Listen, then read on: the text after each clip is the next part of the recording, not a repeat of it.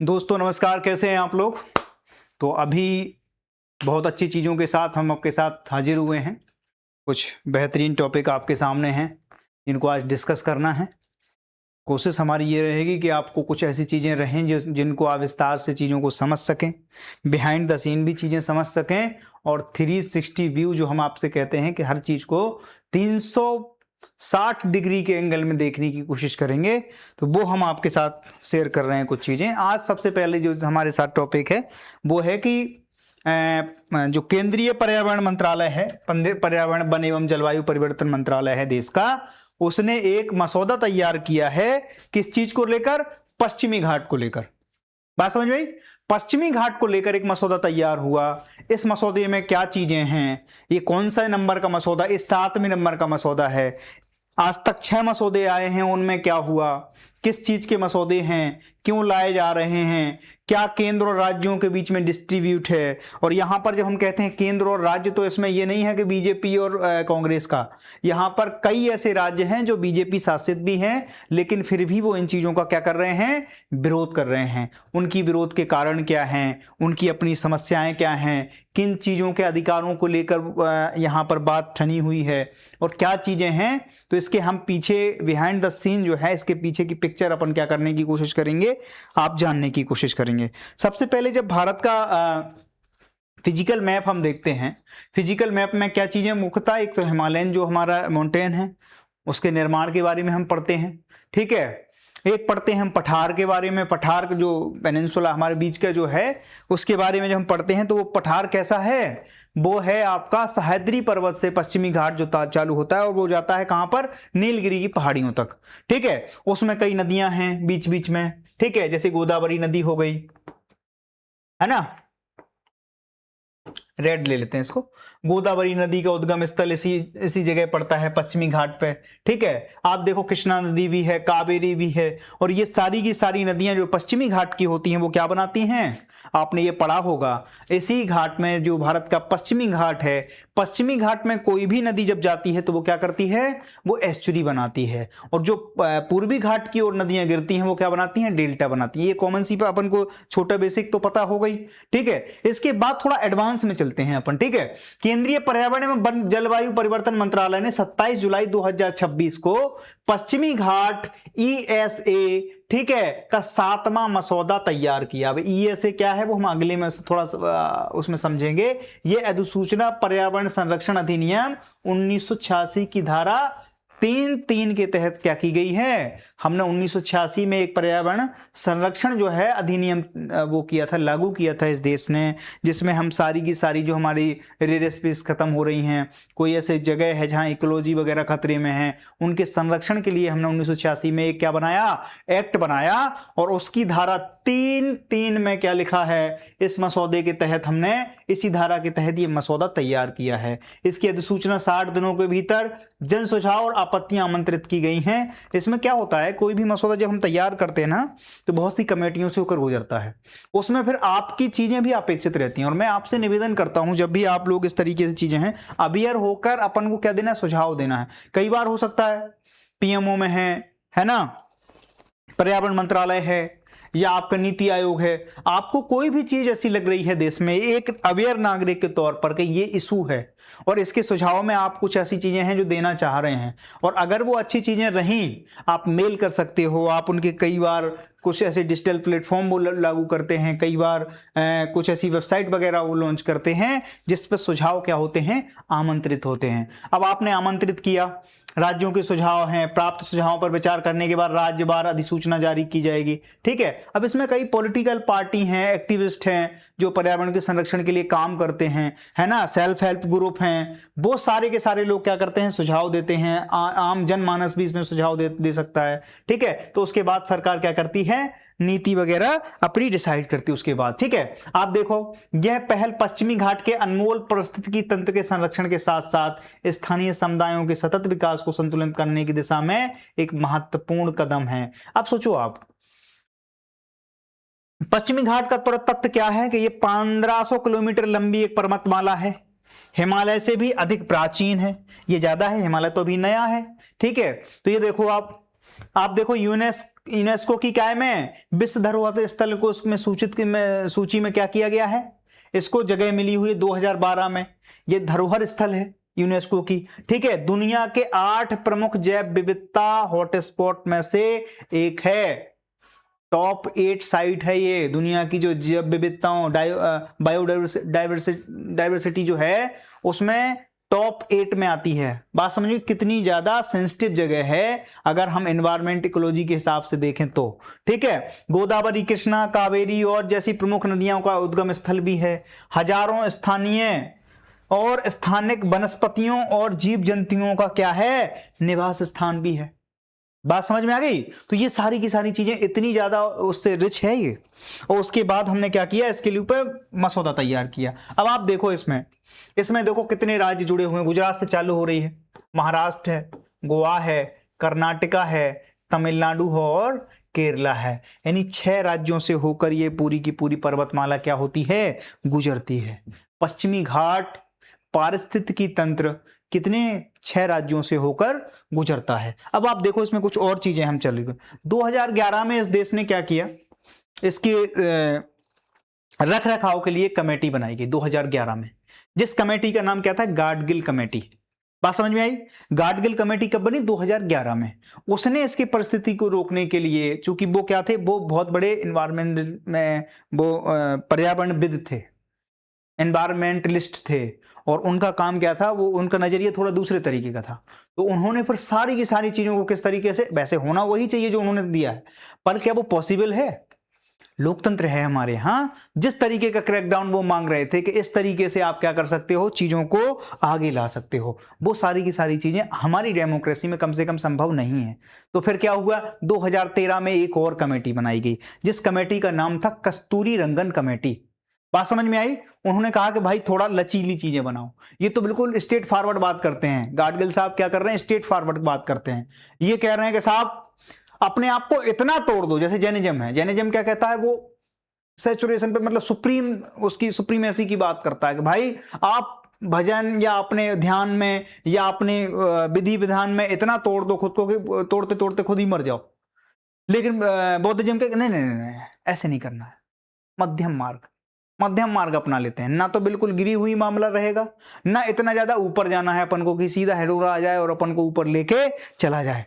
अपन को बीच में रहना है, मतलब अपन को भगवान भी नहीं बन जाना है और आदमी मतलब वो वाले भी नहीं बने, ठीक बीच का रास्ता, ठीक है। तो गाडगिल साहब के बाद कस्तूरी रंगन साहब ने खैर वही किया। आप देखो सबसे पहले तो जो इकोलॉजिकल सेंसिटिव एरिया क्या होता है उसके बारे में हम चर्चा कर लेते हैं। जब हम कहते हैं ESA कैसे डिसाइड होता है, क्या चीजें हैं, ऐसे भौगोलिक क्षेत्र जो अपना पारिस्थितिकी, जैव विविधता, परिदृश्य, जल स्रोत, मृदा संरक्षण और पर्यावरणीय सेवाओं के कारण विशेष संरक्षणता प्राप्त करते हैं, इसको क्या कहते हैं, इकोलॉजिकल सेंसिटिव एरिया, ESA।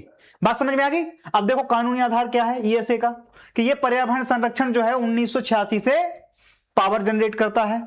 और इसकी धारा कौन सी है, धारा 3 का सबसेक्शन जो है 3, वो इसमें क्या करता है, इसको इस चीज के अधिकार प्राप्त है यहां से, ठीक है। अधिनियम एक एक्ट हमने पारित किया 1986 में, उसकी जो धारा 3 का सबसेक्शन 3 है उससे क्या कर रहे हैं हम, यहां पर संरक्षण की ताकत दे रहे हैं इसको, ठीक है। अब देखो आप बफर जोन की अवधारणा भी है, संवेदनशील क्षेत्रों की चारों ओर सुरक्षा कवच ताकि नकारात्मक प्रभाव कम हो सके, इसके लिए क्या किया गया है, इस चीज को एक बफर जोन के रूप में देखा जाता है कि भाई वहां पर कोई भी चीज, कोई भी एक्टिविटी नहीं होगी। अगर कोई ESA क्षेत्र है यानी कि इकोलॉजिकल सेंसिटिव एरिया है, वहां पर माइनिंग नहीं होगी, वहां पर आप बस नहीं सकते हो, वहां पर चीजें इस तरीके से नहीं होती जैसी नॉर्मल जिंदगी हमारी शहरों में चल रही है। बात समझ में आ गई। तो उसके कुछ नियम कानून हमने बनाए हैं, ठीक है। प्रकृति संरक्षण हमारा दायित्व है, ESA का ये कहना है। अब इसमें प्रतिबंध क्या है, खनन, बड़े का नाम से जो है उद्योग, कटाई, भूमि परिवर्तन, आप किसी भी जगह को क्या नहीं कर सकते, जोत के वहां खेती नहीं करने लगोगे, ठीक है। तो ये सारी की सारी चीजें क्या है, प्रतिबंधित लगेंगी। नियंत्रणीय विनियमित गतिविधियां क्या है, निर्माण, पर्यटन, सड़क परियोजनाओं को पर्यावरणीय मानकों के साथ अनुमति है। अब जैसे किसी चीज को क्या करना है, निर्माण करना है, तो यहां पर क्या है, नियंत्रित और विनियमित गतिविधियां हैं। मतलब ऐसा नहीं कि कई जगह ऐसे है कि बिल्कुल ही आपने वो दे दिया, उसके एरिया बटे होते हैं। ये बफर जोन है, एक कोर जोन है, कोर जोन में कोई एक्टिविटी नहीं होगी। थोड़ा और जाएंगे बफर जोन में तो वहां पर कुछ रिहायशी इलाके आप बना सकते हैं, किस हद तक बना सकते हैं, क्या क्या चीजें हैं, तो वो सारी की सारी चीजें क्या हैं, इस संरक्षण के द्वारा हम तय करते हैं कि मानवीय गतिविधियां क्या हैं, हस्तक्षेप कितना रहेगा, सारी चीजें हम यहाँ पर क्या करते हैं, डिसाइड करते हैं। वेस्टर्न घाट इकोलॉजी एक्सपर्ट पैनल है ना, रिपोर्ट जो 2011 की थी है ना, गाडगिल समिति उसमें थी। अब देखो आप, मानदंड क्या है, प्रस्तावित कुल क्षेत्र है, कवरेज भौगोलिक क्षेत्र है, दृष्टि है, शासन है, कृषि है ना, स्वीकारता, विकास दृष्टिकोण। अब देखो आप, गाडगिल समिति कब बनी, तो 2011 में हमने आपको बताया। कुल प्रस्तावित ईएसए क्षेत्र इन्होंने लिया 1,29,000 वर्ग किलोमीटर। इन्होंने कहा पूरा इसमें पेल दो, ईएसए क्षेत्र बना दो इसको, है ना, इकोलॉजिकल सेंसिटिव जोन बना दो इसको। ठीक है, अब अगर वहां पर ये सारी चीजें हो जाएं, 1,29,000 वर्ग किलोमीटर में अगर ये सारी चीजें कर दें आप, तो वहां माइनिंग नहीं हो पाएगी, वहां पर गतिविधियां नहीं हो पाई, इकोनॉमिक एक्टिविटीज पूरी तरह से क्या हो जाएंगी, नदारद हो जाएंगी।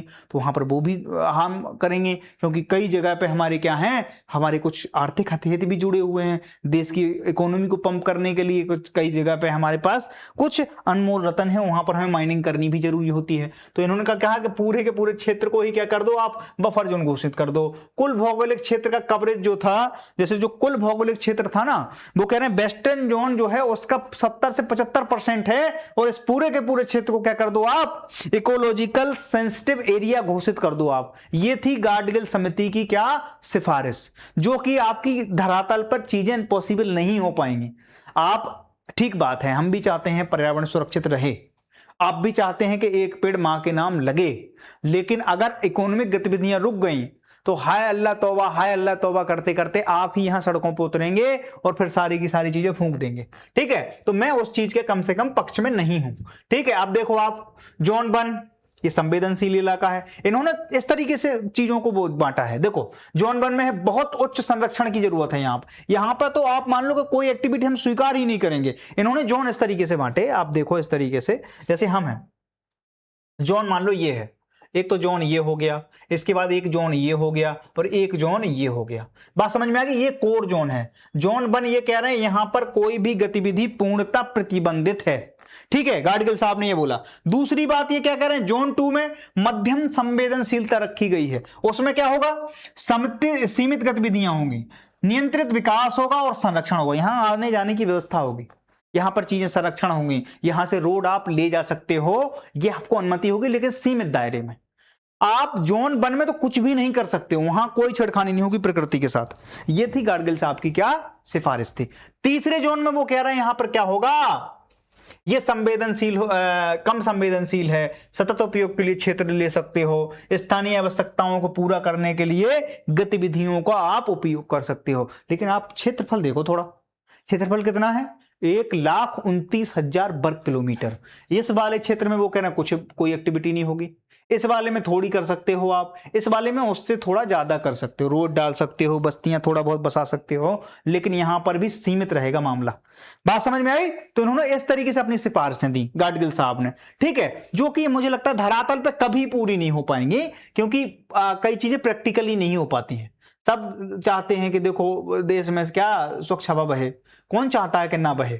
ठीक है, अब देखो आप, ये क्या थी, ये जो रिपोर्ट थी पूरी की पूरी, ये सामुदायिक आधारित शासन जो थी, कम्युनिटी के आधार पे, मतलब जो वहां पर स्थानीय लोग हैं वो अपने हिसाब से काम करें, अपने जो भी उनकी चीजें हैं वो उस पर आधारित थी। जैव विविधता, पारिस्थितिकी तंत्र और स्थानीय समुदायों के अधिकारों को सुरक्षा पर बहुत ज्यादा जोर दिया इन्होंने। ठीक है, कि इकोलॉजिकल सेंसिटिविटी बनी रहे। ठीक है, दूसरी बात है कि वहां पर जो कम्युनिटी है उसके राइट भी सुरक्षित रहें। तीसरी चीजों पर इन्होंने क्या ध्यान दिया कि उनके पारिस्थितिकी तंत्र को भी आप कोई नुकसान नहीं पहुंचाएं, इस तरीके का हमारा जीवन। लेकिन पॉपुलेशन कितनी है अब, जब ये धरती बनी थी जब बहुत कम मानव थे इस धरती पे, अब आप देखो कि शहरीकरण कितनी जोर पकड़ रहा है, अर्बनाइजेशन कितने तरीके से मतलब रैपिडली फैल रहा है। बात समझ रहे हो, क्यों हो रहा है, क्योंकि हम 135 करोड़ तो अपने ही देश में हैं, 25-30 करोड़ तो यूपी में घुस गए हैं भाई साहब। और आजादी के बाद इस देश में जो कुछ भी अच्छा हुआ उसमें विदेशी सहयोग माना गया। और जो कुछ भी बुरा हुआ उसमें विदेशी हाथ माना गया। एक ही चीज थी इस धरती पे इस देश के लिए, जो कुछ उसमें ना विदेशी सहयोग था कि हम 150 करोड़ 135 करोड़ से ज्यादा हैं, न तो इसमें विदेशी हाथ है न इसमें विदेशी सहयोग है। ये हम लोगों का खुद का व्यक्तिगत पराक्रम है कि आज हम देश में 135 करोड़ 40 करोड़ की आबादी को क्या कर चुके हैं, क्रॉस कर चुके हैं। अब अगर हमें उसमें देखना पड़े तो सोचो हम यहां पर आदमियों के प्रतिबंध लगा दें, यहां जनसंख्या बढ़ रही है, क्या हो जाएंगे, कीड़े मकोड़ों की तरह मारे जाएंगे।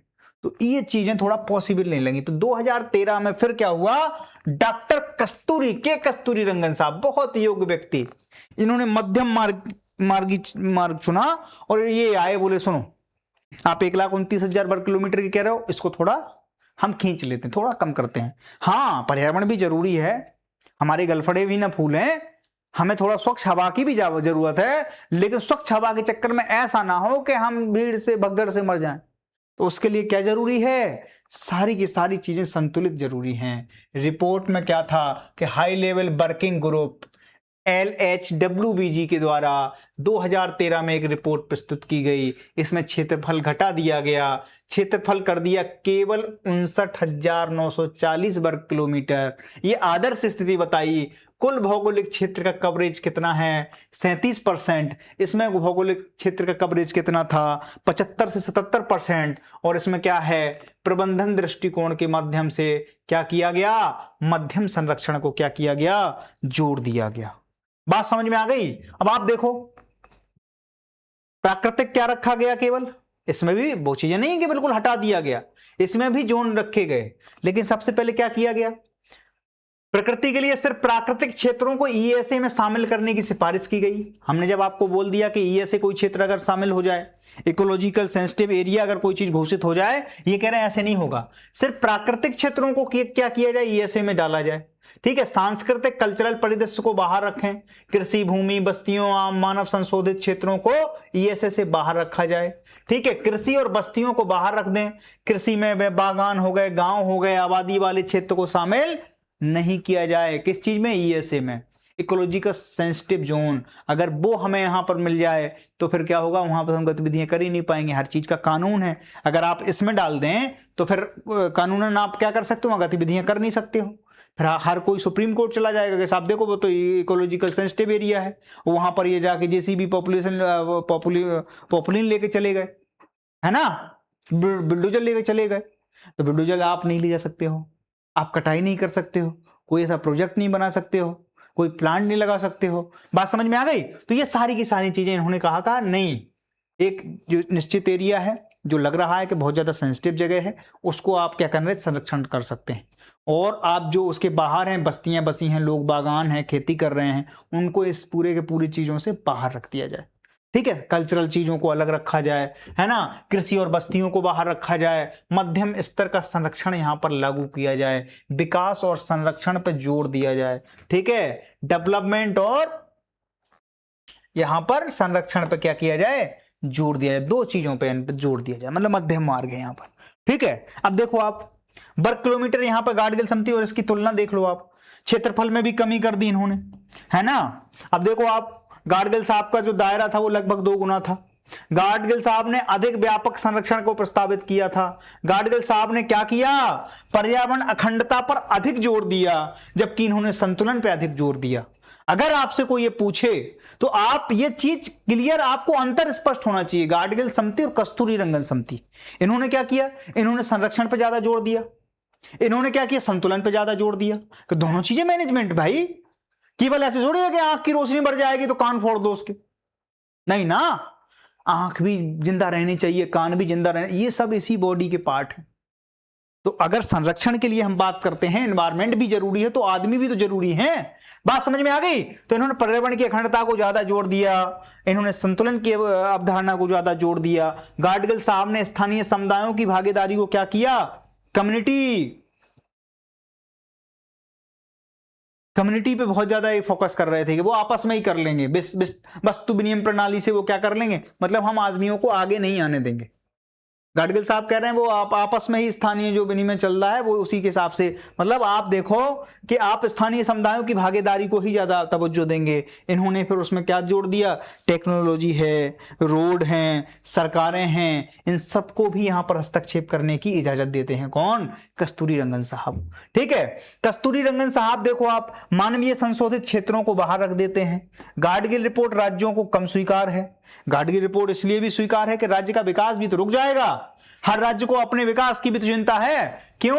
क्योंकि अगर हमने इकोलॉजी इन्वायरमेंट के लिए सारी जमीन आवंटित कर दी तो फिर हमारी इंडस्ट्री कहां लगेगी, हम रिसर्च कहां करेंगे, सारी चीजें बहुत जरूरी है। इसलिए विकास और जब विनाश की बात पर संतुलन की बात करते हैं तो आपको फिर ये सारी के सारे इन दोनों लोगों की बातचीत आपको बतानी है उसमें। कई बार विकास बनाम विनाश है ना, विकास बनाम स्वास्थ्य, जब भी कुछ इस तरीके के क्वेश्चन, 1000 क्वेश्चन बनेंगे इस पे, जब से कंडक्ट हो रहे हैं ना यूपीएससी के पेपर, यहां से क्वेश्चन उठ रहे हैं, हर बार उठते हैं। तो आपको दो लोगों का बहुत जिक्र करना है, एक तो कस्तूरी रंगन साहब और एक गाडगिल साहब। दोनों लोगों की थोड़ी सी पृष्ठभूमि आपको पता होना चाहिए। गाडगिल रिपोर्ट को राज्यों ने कम स्वीकार किया, कस्तूरी रंगन रिपोर्ट को नीति में लागू करना आसान माना गया, इसीलिए बातचीत इसी पे हो रही है, दूसरी वाली पे। अगर पहली वाले मामला ठीक होता तो दूसरी बनती ही नहीं। बात समझ में आ गई? तो ये सारी की सारी चीजें हमने कस्तूरी रंगन और गाडगिल साहब की वो देख ली। आप देखो कि हमारे पास मसौदे कब कब आए। 2014 से हमने मसौदा, ये 7वां मसौदा था जो अभी किया गया गवर्नमेंट के द्वारा, अभी मंत्रालय के द्वारा जो पटल पर रखा गया, वो कौन सा मसौदा था? 7वें नंबर का था। तो पहले 6 कौन से थे? 2014 में आया पहला मसौदा, मार्च 2014 में। पर्यावरण संरक्षण अधिनियम 1906 की धारा के तहत पहला ESA मसौदा अधिसूचना जारी की गई। 2017 से 22 तक दूसरा आया। ठीक है, केंद्र सरकार ने समय समय पर मसौदा अधिसूचनाएं जारी की और राज्य केंद्र शासित प्रदेशों के साथ सुझाव मांगे। 2018 में क्या हुआ? केरल बाढ़ आ गई। अत्यधिक वर्षा और बाढ़ ने पश्चिमी घाट को कमजोर पारिस्थितिकी तंत्र पर ध्यान आकर्षित किया। बहुत ज्यादा बाढ़ आई थी केरल में 2018 में। तो क्या हो गया? इकोलॉजी बहुत ज्यादा प्रभावित हुई और कई तरह की व्यवधान आए। ESA अधिसूचना की आवश्यकता को रेखांकित करने के पर फिर से जोर बढ़ा कि साहब ऐसा थोड़ी है पर्यावरण पूरा ही खत्म हो जाएगा। 2022 में 5वां मसौदा आया। केंद्र ने 5वें मसौदे अधिसूचना जारी की, जिस पर राज्य और हितधारकों ने आपत्तियां और सुझाव मांगे गए। ठीक है, 5वें मसौदे में भी क्या नहीं, बातचीत नहीं बनी। राज्यों की अपनी दिक्कतें हैं, राज्यों की अपनी मांगे हैं। वो कह रहे हैं हम कस्तूरी रंगन समिति की भी उसके पक्ष में नहीं हैं। अब आपसे कहा जाता है कि डिटॉक्स होइए, आप मोबाइल रख दीजिए, आपके लिए हानिकारक है, लेकिन क्या ऐसा पॉसिबल हो पा रहा है? आज पढ़ाई से लेकर आप हंसने से लेकर हर चीज को तो कंज्यूम कर रहे हैं। आप कौन कौन सी फीड ले रहे हैं वहां से, वो आपको पता है। आपके दिमाग को तो यही है कि भाई सो जा, रात के 10-11 बज गए हैं। तो यहां पर राज्यों की अपनी समस्याएं हैं, ऐसा नहीं कि वो वाजिब समस्याएं नहीं उठा रहे हैं। वायनाड भूस्खलन आया है ना 2024 में, केरल के वायनाड में विनाशकारी भूस्खलन से ESA अधिसूचना को शीघ्र सूचित करने की मांग की और तेज और बढ़ाई का नाम से चीजें हुई। 6ठा मसौदा कब आया? 2024 में ही आया। इसमें जारी किया गया जिसमें राज्यों ने अंतिम टिप्पणी मांगी थी, वो नहीं मिली उन्हें। ये वायनाड का जो भूस्खलन हुआ था, जहां से राहुल गांधी उस समय क्या थे? सांसद थे। ठीक है, तो वहां पर क्या हुआ? भूस्खलन आया था, बहुत नुकसान हुआ था। ठीक है, तो ये देखो आप, अब देखो 27 जुलाई 2026 को ये 7वां मसौदा भी तैयार किया गया। केंद्र ने 7वां मसौदा अधिसूचना जारी की। राज्य और केंद्र शासित प्रदेशों 60 दिन के भीतर आपत्तियां और सुझाव मांगे गए कि आपकी आपत्तियां क्या हैं और सुझाव क्या हैं। वो सारी की सारी चीजें यहां पर देखो। अब देखो विलंब क्यों हो रहा है इन चीजों में, इसका कारण समझो आप। केंद्र और राज्यों के बीच क्या है? परामर्श और सहमति में थोड़ा समय लग रहा है। राज्य अपना नेगोशिएशन कर रहे हैं कि यार हम क्या, सारी चीजें देखी जाती है ना, ये थोड़ी है कि उठाया मुंह पटक दिया, तलुआ से मार दी जीप। वहां पर पूरा एनालिसिस होगा कि इसके क्या परिणाम हैं, इससे क्या क्या नुकसान हैं, आर्थिक रूप से हमें क्या नुकसान झेलने पड़ सकते हैं। ठीक है, तो इकोलॉजिकल सेंसिटिव एरिया जब हम किसी चीज को घोषित करेंगे तो फिर वहां पर वो ओवरलैपिंग नहीं होगी। वहां पर अगर कुदाल, वो अलग बात है कि इलीगल चीजें रहें, लेकिन लीगली हम क्या कर सकते हैं, वहां कुदाल भी नहीं मार सकते हैं फिर, क्योंकि वो क्या हो गया, वो सेंसिटिव एरिया घोषित हो गया है, वो आप ही ने किया है, वो आप ही वहां पर कुछ नहीं कर सकते हो। सीमा विवाद भी है, ESA क्षेत्र की सीमाओं पर भी मतभेद है। कई राज्य अपनी कुछ और क्लेम करते हैं पर उनकी कुछ और सीमाएं हैं। ठीक है, आजीविका पर चिंताएं हैं, स्थानीय समुदायों की आजीविका भी क्या हो सकती है, प्रभावित हो सकती है। राजनीतिक विरोध है, विकास बनाम संरक्षण को लेकर राजनीतिक मतभेद हैं, कई एनजीओ हैं, कई सेल्फ हेल्प ग्रुप हैं जो इसके उसमें हैं, ठीक है, विरोध भी कर रहे हैं। अंतिम अधिसूचना अभी लंबित है, जब भी इस पे अंतिम अधिसूचना अभी चालू होगी, राज्यों की और केंद्र की जो डिस्ट्रीब्यूशन है वो खत्म होगा, आपसी सहमति बनेगी, तब जाकर क्या होगा, ये जो है ये आपके सामने लागू हो जाएंगी चीजें। राज्यवाद अधिसूचना पूरे पश्चिमी घाट को एक साथ नोटिफाइड करने के बजाय राज्य केंद्र शासित प्रदेशों के लिए अधिसूचना की व्यवस्था करे। 60 दिवस की आपत्ति के बाद कोई चीज क्या है, आपत्तियां और सुझाव आमंत्रित किए गए हैं। ईएसए क्षेत्र वही है जो 7वें मसौदे में ईएसए क्षेत्र की सीमा पूर्ववत रखी गई है। बेहतर कार्यान्वयन रणनीति, संरक्षण और विकास के बीच में संतुलन की बात करते हुए चरणबद्ध एवं प्रभावी कार्यान्वयन पर एक स्पष्ट रूपरेखा बनने की आवश्यकता है। ठीक है, दोनों के बीच में भाई विकास और पर्यावरण संरक्षण दोनों के बीच का संतुलन होना चाहिए। ठीक है, अब आप देखो मुख्य प्रावधान क्या है 7वें मसौदे के, तो देखो क्षेत्र देख लो आप, 6 राज्य हैं इसमें। ठीक है, गुजरात है जो कि समर्थन में है, बीजेपी शासित राज्य है। गोवा है जो कि समर्थन में है। ठीक है, तमिलनाडु है जो कि समर्थन में है, जबकि यहां तो गवर्नमेंट है भी नहीं। महाराष्ट्र की कुछ चिंताएं हैं, ये देखो आप, महाराष्ट्र की क्यों है, क्योंकि वो आर्थिक राजधानी है। आर्थिक राजधानी में क्या है कि बहुत सारी गतिविधियां हैं, उसको हम एनवायरमेंट के स्तर पर क्या कर सकते हैं, रिजॉल्व नहीं कर पाएंगे, क्योंकि वहां पर वो इतने ज्यादा उलझ चुके हैं कि अब उन्हें पर्यावरण की चिंता नहीं है, ऐसा नहीं कह सकते हैं।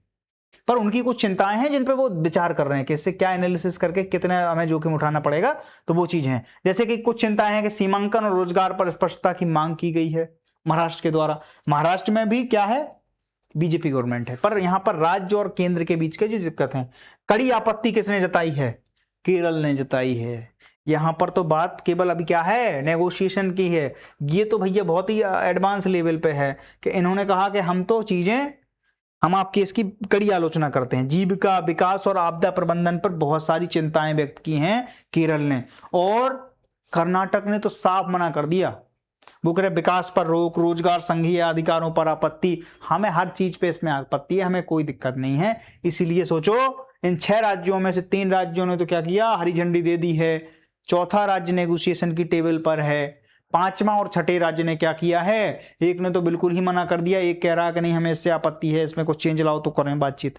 ठीक है, तो ये सारी की सारी चीजें हमने आपको बताई। अब ये से क्षेत्र में क्या क्या चीजें प्रतिबंधित हो जाती हैं, खनन बिल्कुल नहीं कर पाओगे आप, थर्मल पावर प्लांट नहीं लगा पाओगे, मुंबई के लिए तो बड़ी दिक्कत है खनन, है ना। रेड कैटेगरी के उद्योग जैसे होते हैं उनको नहीं लगा सकते आप, बड़े निर्माण कार्य नहीं कर सकते आप 20,000 वर्ग किलोमीटर में। जैव विविधता संरक्षण, परिस्थिति की सुरक्षा और सतत विकास की सुनिश्चित करने के लिए ये सारी चीजें आप कर नहीं सकते हो।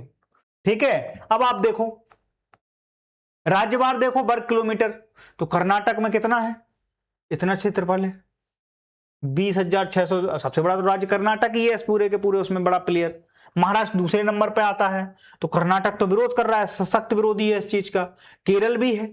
तो जो बड़े राज्य हैं, बड़े राज्य कम से कम इसमें नेगोशिएशन टेबल पर भी नहीं है, तो अब कैसे चीजें घूमो, तो उसके लिए 2 महीने का समय दिया है केंद्र सरकार ने 7वें मसौदे में, इसीलिए 6 मसौदे और आए हैं।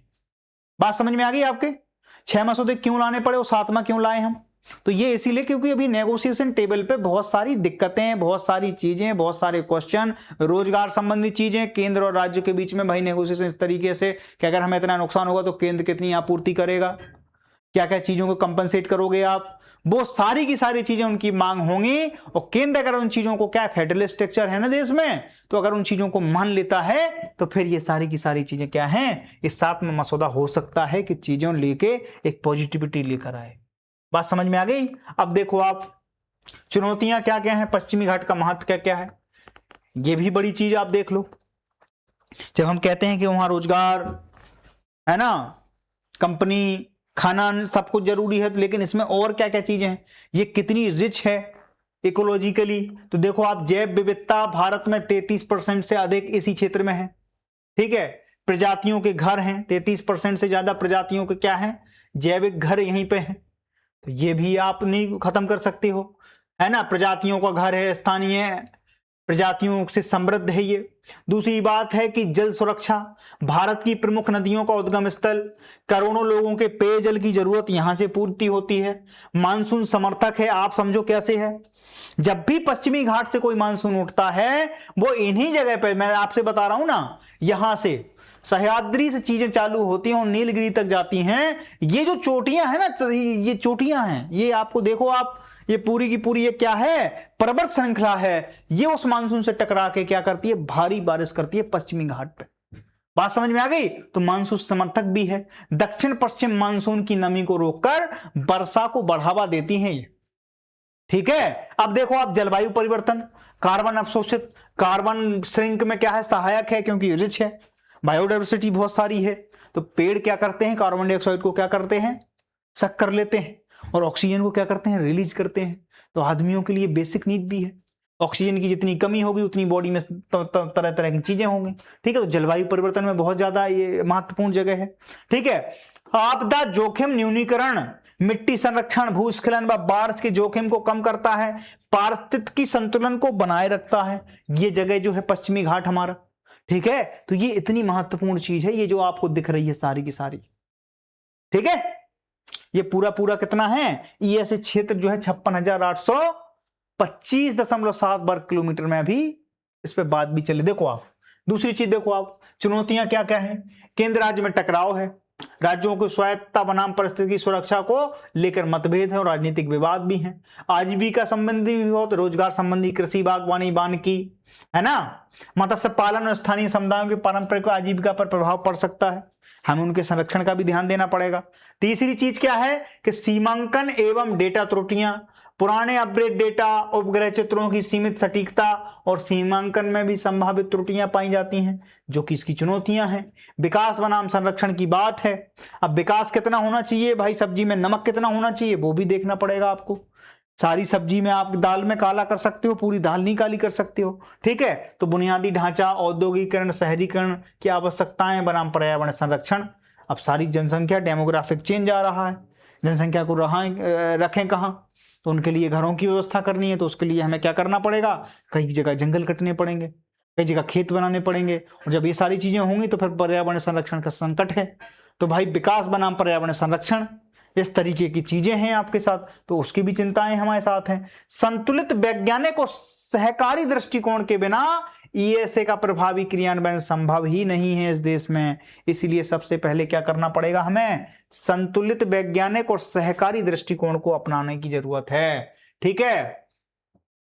अब देखो आप, मैंने सारी चीजें बता दी आपको, पर्यावरण संरक्षण अधिनियम बता दिया, यूनेस्को की हेरिटेज में है ये 2012 से, वो भी बता दिया। ईएसए हमने बता दिया कि 56,800 वर्ग किलोमीटर में फैला है, 7 राज्यों से 165 जिलों तक ये इसकी पूरी की पूरी क्या है, सीमा लगती है पश्चिमी घाट में, ठीक है। अब आप देखो आगे की राह क्या हो सकती है। पश्चिमी घाट केवल पहाड़ नहीं बल्कि भारत की जल और जलवायु और जैविक विविधता से भी बड़ा भरपूर है। राज्यवार अधिसूचना देखो आप, राज्यों के परामर्श से चरणबद्ध ढंग से अधिसूचना जारी करना, ठीक है। राज्यों से तो परामर्श चल ही रहा है 2014 से अभी तक।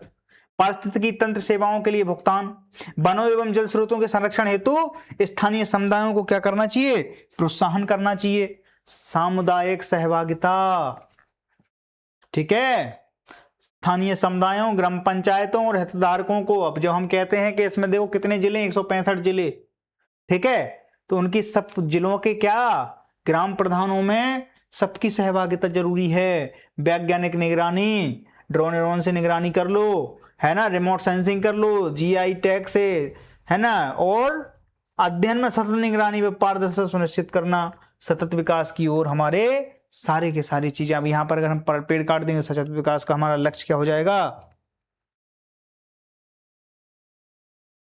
तो ये था हमारा आज का टॉपिक जो कि हमने आपके सामने रखा। अब अगर इसमें कोई 250 शब्दों का किसी तरह के, हर बार आता है यहां से क्वेश्चन, मैं आपको अगर इतनी गहराई में चीजों को समझाने की कोशिश कर रहा हूं तो उसमें आप ये मान के चलिएगा कि ये क्वेश्चन हमेशा बनता आया है, किसी ना किसी स्टेट पीसीएस में बनेगा, यूपीएससी में बन जाएगा, और उसमें क्या होगा, विकास बनाम संरक्षण की बात करेंगे, पर्यावरण संरक्षण की। अब आप संतुलन बनाने की कोशिश करिए उसमें आपको गाडगिल समिति का जिक्र करना पड़ेगा, है ना, कस्तूरी रंगन समिति का जिक्र करना पड़ेगा, और फिर बाद में कस्तूरी रंगन समिति को ही थोड़ा सा क्या फ्लेक्सिबिलिटी दिखाते हुए उसमें जब निष्कर्ष पे पहुंचेंगे तो विकास भी उतना ही जरूरी है और पर्यावरण संरक्षण भी उतना ही जरूरी है। कोई मध्यम मार्ग निकालते हुए हमें देश की चिंता करनी चाहिए और इस मसौदे पर क्या करनी चाहिए, बातचीत करके सहमति बनानी चाहिए। बात समझ में आ गई? तो ये सारी की सारी चीजें आज हमने आपको समझाई। कल फिर मिलेंगे इसी समय। Thank you.